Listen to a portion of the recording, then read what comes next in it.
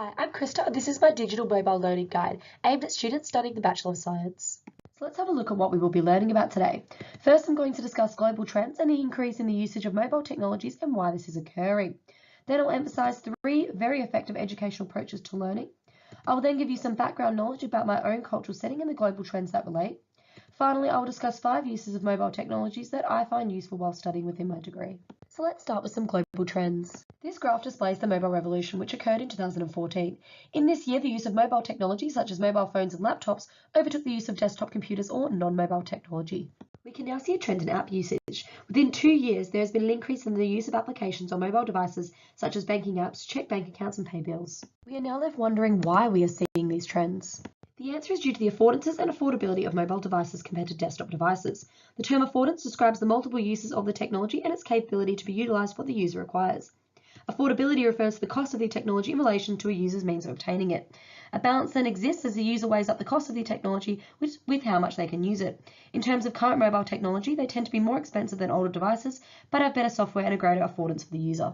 This then explains the trend in smartphone usage between developed and developing nations. Evidently, more smart devices are being used in developed nations such as the USA rather than developing nations such as India. A large influence of this is due to affordability and affordances. As individuals within developed nations on average earn a much larger yearly income than people in developing nations, they are able to place more emphasis on the possible uses for the technology and less emphasis on how much it actually costs to obtain, and are therefore more capable and more likely to purchase smart devices.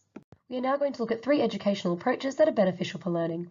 The first is social constructivism. This method encourages cooperative learning between the teacher and student in which prior knowledge is accepted and built upon. This learning technique engages the learner through active inquiry whilst having support from others. Learners are guided through the zone of proximal development, which is the amount of new content they are able to learn with support. The next is behaviorism. Behaviorism promotes learning based on a reward system. If the learner displays positive behavior or improvement of skills, they are rewarded. The learner will then associate this correct behavior with rewards. This educational approach is very commonly used with young children and through applications.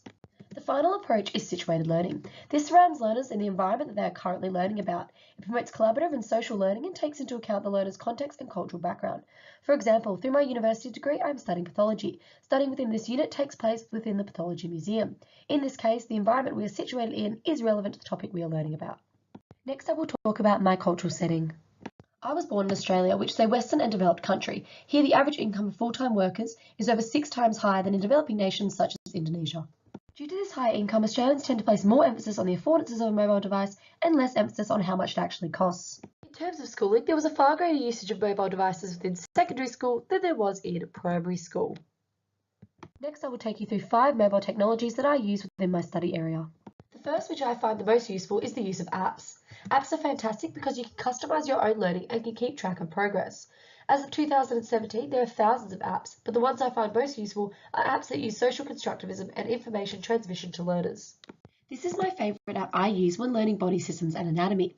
3D Medical is very interactive in the way you can move through the human body and get a very close look at organs and body systems that are actually functioning. The app allows you to take quizzes and records your progress using both a social constructivist and information transmission way of teaching. The second, which has only recently become common, is the use of ebooks. They turn studying into a much more social experience. They enable you to keep track of your learning, and personally I find I am more engaged when studying or reading from an ebook. This is one that I use within my biology unit called Biology and Australian Focus. This ebook is great because it allows me to take weekly quizzes. The ebook even highlights information within the chapters that I will need to know for the quiz and is much cheaper than the hard copy version. The third mobile technology which I have been seeing more and more of within hard copy textbooks is the use of QR codes. These codes turn a boring textbook into a world of mobile learning.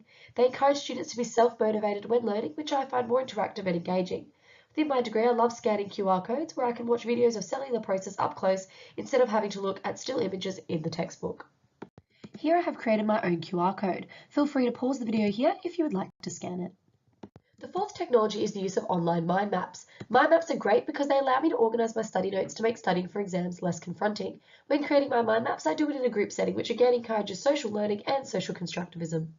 Here is a mind map I have created to help me study for my physiology exam. I have organised what body systems I need to learn and what part of the system the exam will focus on. The final technology I will discuss is the use of multimedia recordings. I tend to use this way of learning in the last few days before exam period, as it is very enjoyable for me to record myself reading through notes and then simply listen to them over. This is a very compact way of carrying notes and is great for learners who, like myself, do not like reading.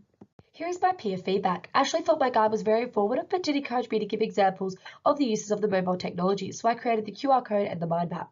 Christy thought that I covered lots of material, but that I may have been speaking too fast. I've tried to speak a little slower and deleted some irrelevant slides. Here is my bibliography. Thank you so much for watching.